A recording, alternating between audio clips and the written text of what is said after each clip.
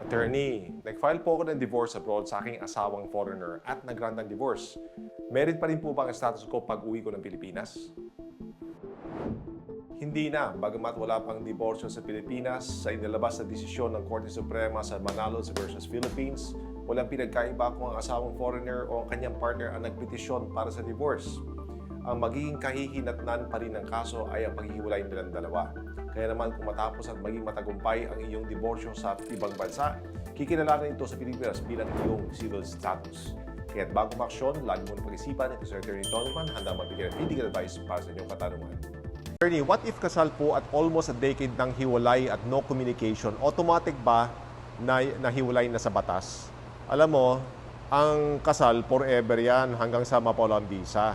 So yung matagal na panahon na hindi kayo magkasama, baliwala yan. Kailangan mapawalang visa yung kasal. Tatlo lang ang paraan para, actually dalawa lang para mapawalang visa ang kasal. Una, yung tinatawag na annulment. O kaya pwede ka mag-file for declaration of nullity of the marriage. Yung pangatlo, actually, legal separation, isang petition din na pinafile sa korte.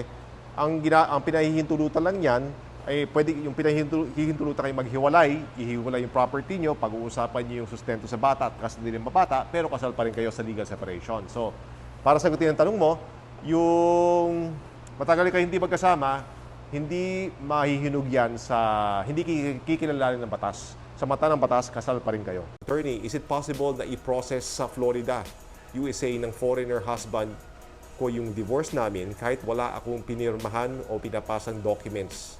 Tapos dito po kami sa Pilipinas kinasal. Pwede po. Pwede po.